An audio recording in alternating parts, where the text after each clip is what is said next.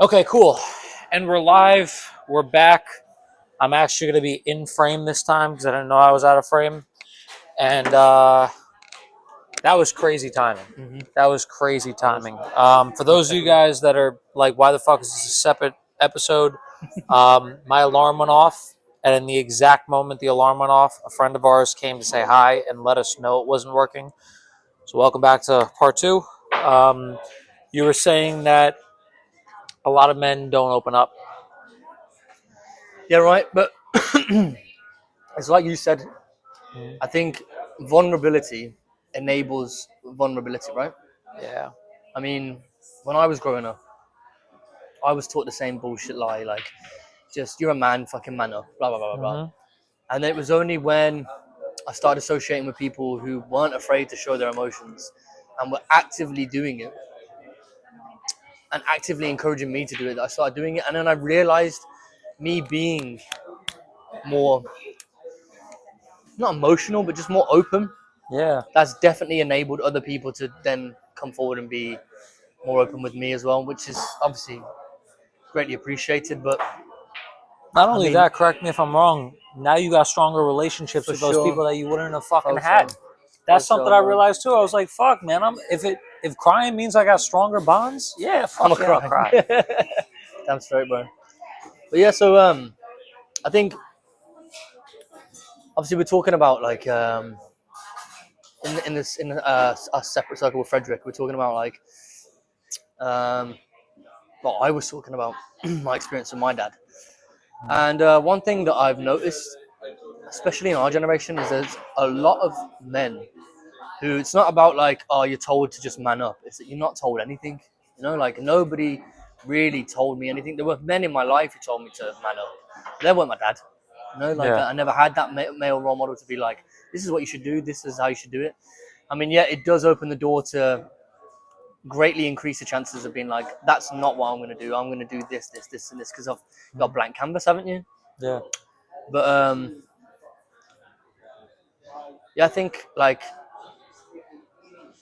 having a having no relationship with your dad for me, I think when I was younger, I thought it was so important to have this relationship. I thought like there was a huge missing piece of me, and every time that I tried to speak to my mom or a relative about it, they were like, honestly, like, you're better off without him. I mean, my mom didn't say that because she never really She said a wouldn't bad say word. anything Yeah, bad. yeah, yeah. Yeah. But other people would always like, oh no, you're better off without him. And it's like, how can you know that? How can you Yeah. know that? Like, you're not telling me any real information. You're just saying that because of your opinion without even telling me the reason why your opinion is that way. But I think, I mean, looking for my dad was something that I did for a while, which is stupid because I mean, for me anyway, because I was like, I was looking blindly. You know, I was Yeah. looking with no intention of what I was going to get from it, with no intention of what I'd say to him or how I'd talk to him. And then obviously he found me. And obviously, you know the story of how it went after that. But I think for me,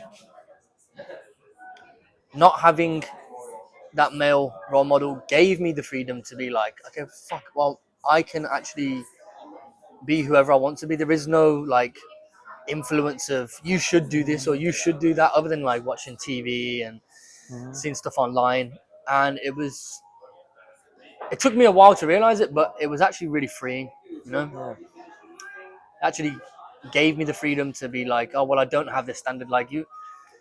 I don't know if you're comfortable mentioning it. You're more than happy to cut it out if not. But you're saying about wanting to make your dad proud, right? For a long time, yeah. Yeah. Obviously, if you've got no one to make proud other than yourself, although you don't have, let's not say that. Let's say if you don't have that standard to try and meet, you set your own standard, you know. Yeah. And obviously, the slippery slope with that is that you can set your standard wherever, however low, however high you want. I mean, my standard was very low for a very long time. And the hard thing with that is it could change at any moment. Exactly. So you can set your standard, not meet it, and be like, yeah, It's okay. this is my new standard. Exactly. Yeah, exactly. But I think if you have the strength and the ability to, the willpower, let's say, to hold yourself accountable. I mean, it's obviously not the easiest thing. See, again, why we're here. I could use some people in my life who hold me accountable for my actions. I mean, my fiance does a very good job, but Got one right here, homie. yeah, I appreciate you, bro. My guy. See you again on Wednesday And you will, and Sunday, and Sunday. yeah, for sure. Sunday's not so much about accountability. Well, Wednesday, I mean, if you set an intent, yeah, then you should be held accountable for it. I believe, anyway. yeah. I hope you agree too. I'm not gonna. I mean, if you want, Yeah, if you want, it helps, bro. yeah. Wednesday is good. I love Wednesday because it's deeper. Mhm. There's the accountability aspect. It's got like the obviously the only men aspect. Sunday for me is more about connection Mhm. than accountability. Showing people that they're not alone. That's good. I like that. Yeah, that's why I like a lot of things that Frederick does. Mhm. I'm not stealing his business model. I took some lessons. Mhm. That people want to go deeper. So you weren't at the one on this Sunday, right? No, I changed it a little bit. Oh, I really? did a couple minutes to reflect Okay. afterwards, like to ask for feedback. So I think I made it smaller groups, and it was like I don't know, 6 minutes to talk, 3 minutes to reflect, and like everyone equal.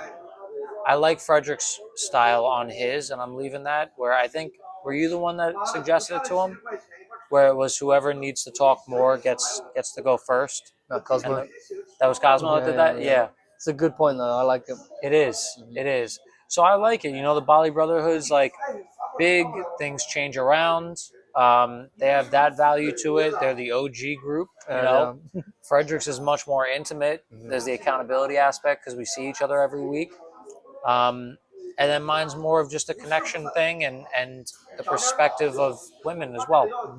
Being okay, not only being vulnerable in front of men, but women. like get the struggles for women. Because now a lot of the women that came there probably didn't know that as men we go through half these struggles and vice versa. And now we can get a woman's perspective on shit too. Yeah, that's So I think they all have their value. They all have their place. I'm grateful to be a part of each one. The Bali Brotherhood one, I gotta make more of an effort to go to. I haven't been there the last couple of weeks because I've been so all over the place, and then I'm like, you know what? I gotta prioritize rest. Because if I'm showing up on 4 hours of sleep, and then that just prolongs. cool. It's no good for anyone, bro. So, yeah. I'm sorry. Did I interrupt the flow of what you were saying? No, or not at something, all. or that was a complete thought. Okay, Let's go. cool. I could talk forever. So, You and me both, bro. You and me both.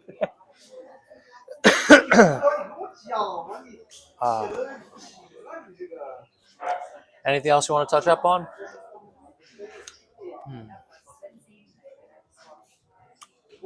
I mean, it is a very good point about because Frederick said that one of his successes of late has been about overcoming his fear about being vulnerable in front of women or talking and connecting with women.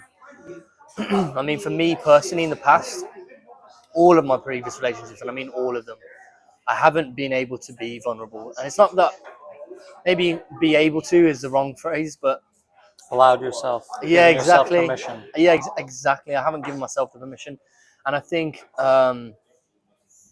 in this relationship that I'm in now with my fiance, she's very stereotypical Russian in a lot of senses, but then very not.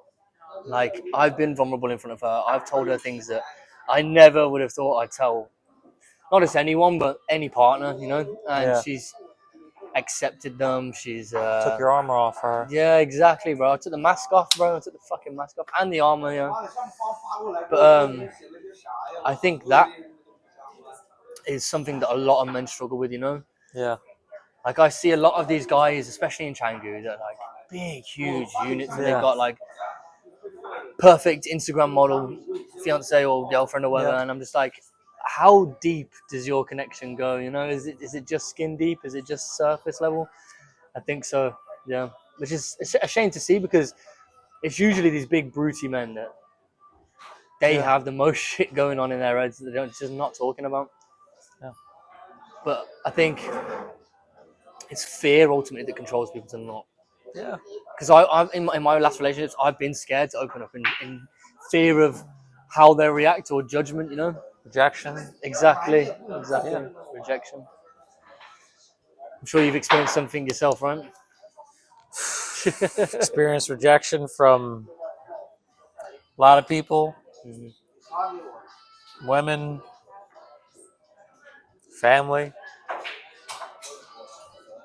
Yeah. And me too, bro.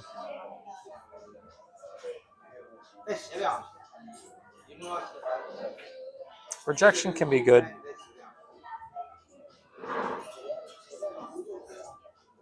Especially if it's someone seeing how something isn't going to work out in a way that you won't. You know, if someone could read energy and be like, well, this is a mismatch, but you're like, I think of like relationship wise, if you're just like, oh, this girl's so fucking pretty, I want to be with her, but like they feel that the energy is mismatched and they know it, saves you the time and energy. I've definitely felt that before in the past as well. Like on both sides of the scale, I felt like I'm not good enough for this girl. She's just pretty, or not even that I'm not good enough for this girl. It's more that she's very pretty. I'm not so pretty. And then You're a handsome dude. I appreciate that, bro. As much as I could say that as a heterosexual male. Appreciate that, bro. Compliments accepted. But yeah, so I lost track. You bamboozled me. Wasn't ready for the compliment. You were saying, we were talking about rejection. You were saying, you know, you see a really pretty girl and you don't think you're pretty enough for her. That's right. That's right. So it's been the case where like her looks have trumped our connection, and I'm just like, that's fine because we can make the connection. You can't make looks, you know. But then it's been on the other end of the scale where it's like our connection's really good, but the physical attraction isn't there as it should be, and it's a shit feeling. But as you said, it can be necessary, you know, because you don't want to end up in a mismatch. Yeah. I mean, I've got friends that have been married and it's even settled down with women that you just like every time you're around them, you're like, you two shouldn't fucking be together. Yeah. And that's the last thing I want. Looks are great, but looks are great for one night, but Beauty's only skin deep in it. yeah. It's one thing my granddad told me, man. He was like, if you're gonna get with somebody based on their looks, just know that in 60 years they will not look like that. Yeah. I mean, my nan was alright. Especially if you don't like being around the way they talk or anything like that. Exactly. You're gonna be talking for those 60 years. It's gonna get harder and harder every year because you can't just be like, well, she got a great body. Well, she looks great. The body's fading. The talk's increasing. Yeah. For sure. Nice. God said, Terima let there be kasih. light. Thank you. But yeah, man. Is there anything that you want to talk about? I'm gonna be honest, man. I'm tired. I feel you, bro. I'm tired. I feel you. Is there anything else I want to talk about? I'll share something with you.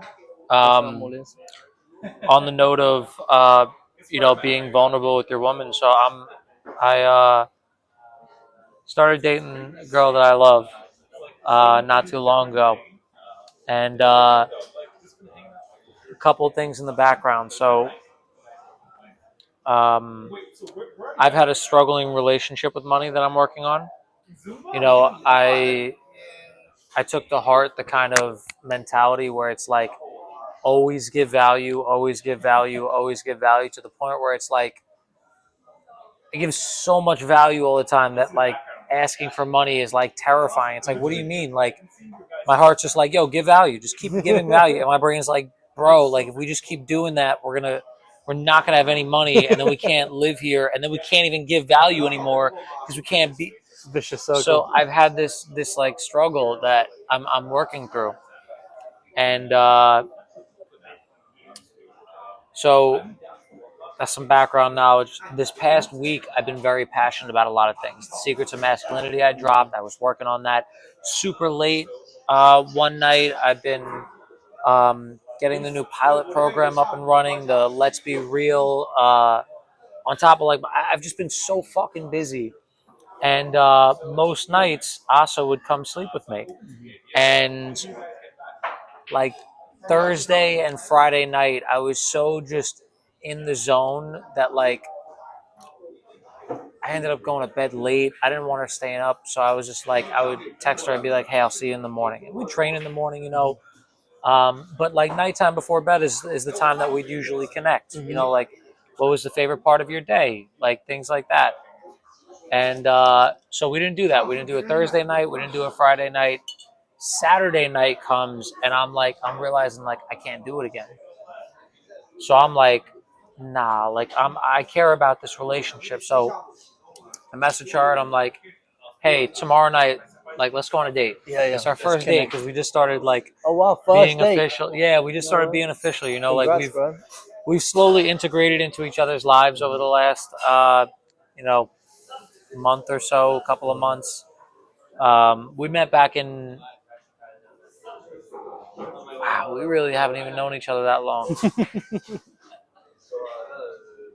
We met right around the time I first got here, like mid-June-ish or something like that. That's when you first got to Bali.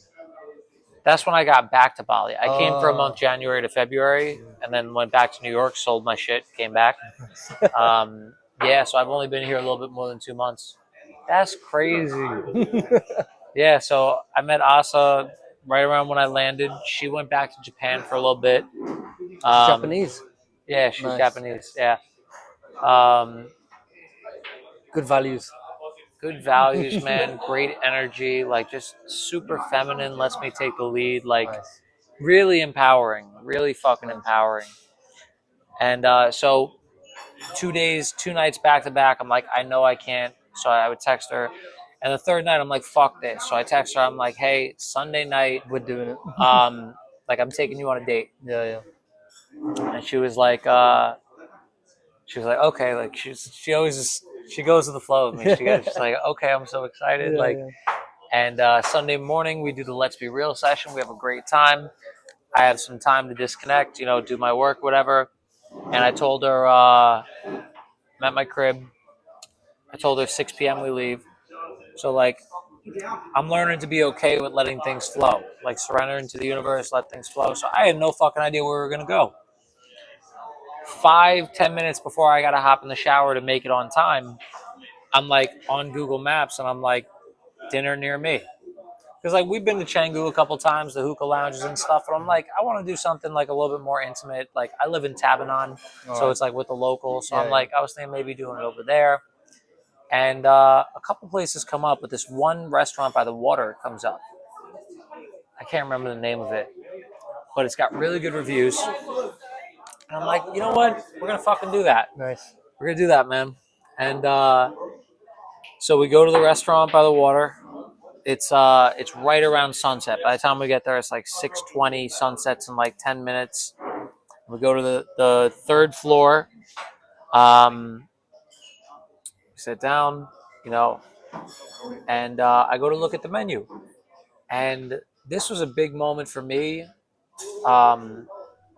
I realized a lot about my viewpoints on money and how I looked at money. Mm-hmm. And the reason I'm telling you this is because what I'm telling you is what I shared with her after the date, which I never thought I would share something like that. You know, like so.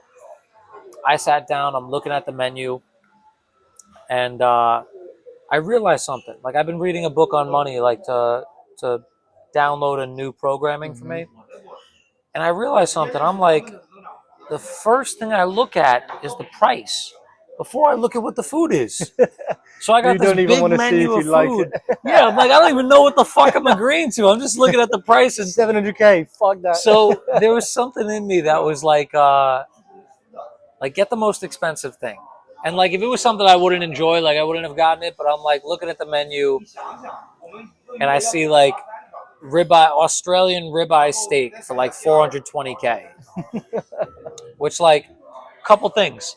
I've never spent a lot of money on a date. I've never Really? spent a lot of money on luxury. I never believed in impressing women with money or anything like that. That's interesting. I never bought designer things. It's not me. Like, Yeah. most I spent on any clothing item was like $100 on Timberland shoes because of how durable they were. Yeah. Nothing to do with the look, the brand. Like, quality.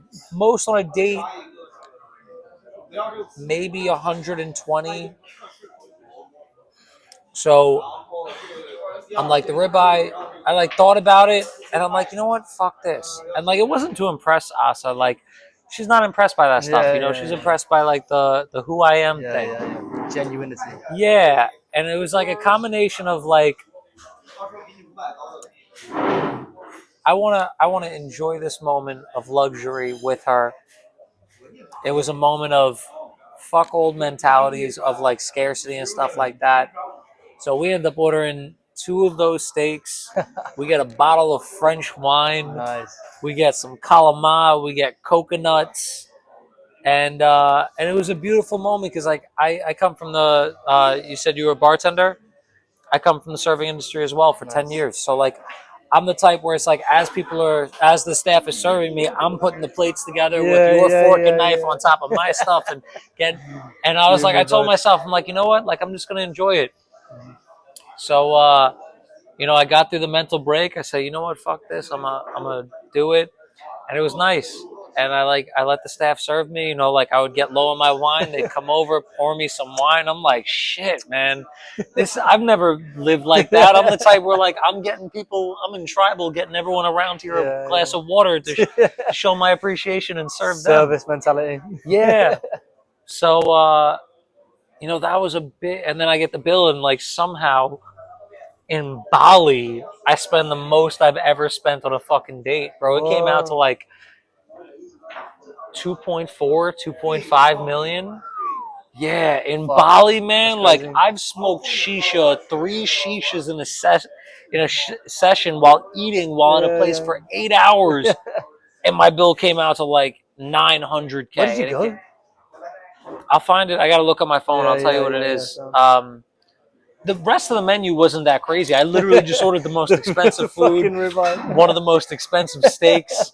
You know, I could have gotten away with like the schnitzel or whatever for 130K, a burger for like 200K. I could have gotten a 400K bottle of wine. I got an 800K bottle of wine. You went all out.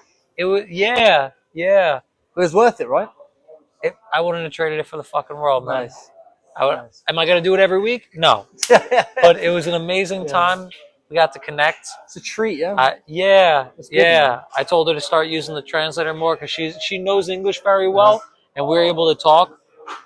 But sometimes she'll tell me at least, like, there's words trapped in her because she can't articulate it in English yet. Welcome to my world, so, so I was like, yo, I'm like tonight, fuck your English. I'm like, I want you to use the translator. So like we got to like really talk. That's good, like, man. And no interruptions, fluid. Yeah, it was just beautiful, man. It was a really beautiful experience with her. I'm grateful. There's no one else I would have wanted to do it with. Nice, bro. No one else. Glad to hear that for you, man. It was amazing. We had a great time afterwards. We got a little tipsy. Brought the bottle of wine back home. It was so fucking nice. And then I don't remember if it was that night, like as we were drinking the wine and like doing our thing, or if it was the next day. But I told her, I was vulnerable with her, and I was like, yo, like that was the most amount of money I ever spent, like, and this is what I felt when it happened, and this is what exactly what I told you. I told her. How'd it feel? It felt good. It felt good to be understood, man. It felt good to, you know, to say that. Like a younger me would be like, oh, she didn't see me as weak, man. Sorry for you, bro. Right? Yeah, right back to our flow. She was like, okay. Nice. You know, and she probably respected the honesty as well. She respected the honesty, and like, I don't even think she's ever said it, but I could feel her support. You know, like one of the things she does is like she's a manifestation coach, and she helps people get through like mental blocks and things like that.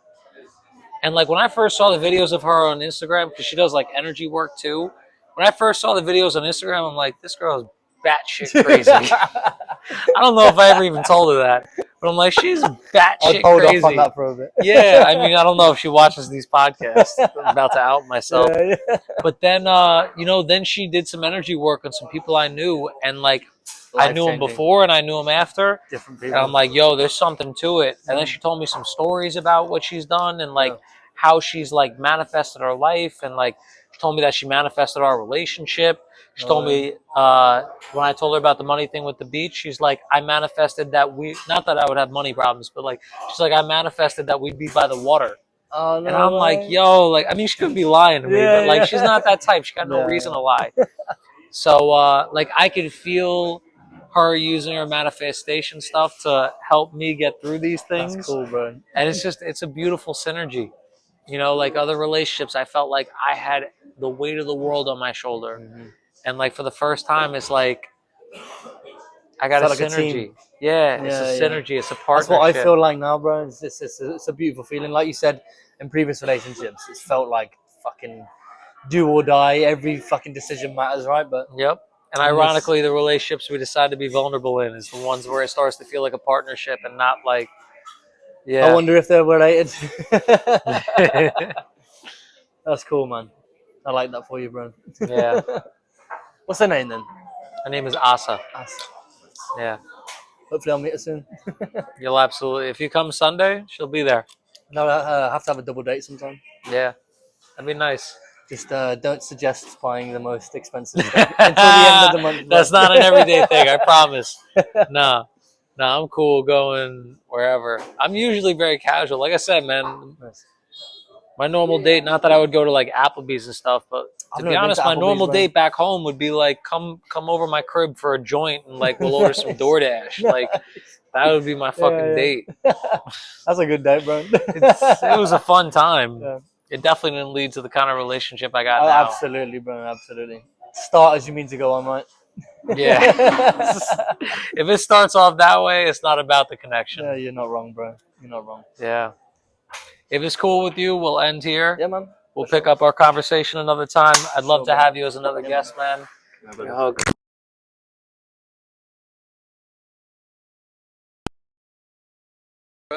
Yeah. It means a lot Thank you to hear for your sharing. story.